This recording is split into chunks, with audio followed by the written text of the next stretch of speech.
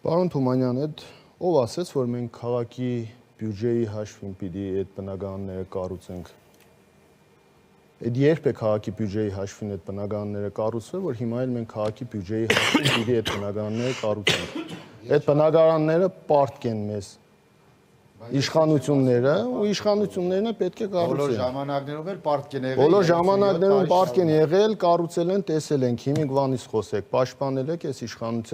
իշխանությանը բերել եք իշխանության, հիմի այս իշխանության մասին խոսեք, կոնկրետ ինչ են արել։ Լավ պաշտպանում եք, միտինգներին մասնակցում եք, բոլոր տեղերում ակտիվ եք եղել։ Ինչ եք արել։ Ուրեմն հեղափոխությունից հետո ազգի 90%-ը եղել են հեղափոխականներ, չգիտեմ, երևի շատերը լողացել են վրեկից մակրվել հեղափոխականի պիտակը, բայց ես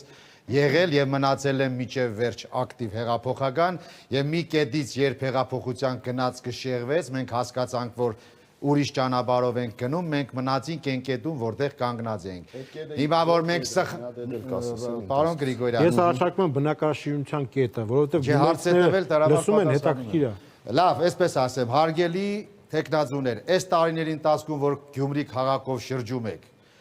տեսնում եք, չէ, որ ինչքան շենքեր կան, որոնք կարելի են բարեկարգել, ոչ թե հիմնովին հիմքից սարքել, բարեկարգել, կտուրը, պատուհանները դռնել եւ մի քանի 100 ընտանիք տեղափոխել այդտեղ ապրելու տնագից ավելի լավ են, ավելի լավ կզգան իրանց։ Հիմա մենք թողել ենք մեր աչքի առաջ, մտածում ենք 0-ից ոնց սարքենք։ Էլի եմ ասում, մեր քաղաքի 14 միլիոն բյուջեն երբեք հնարավորություն չի տալի նույնիսկ 50 տարի այդ բնակարանները վերականգնել։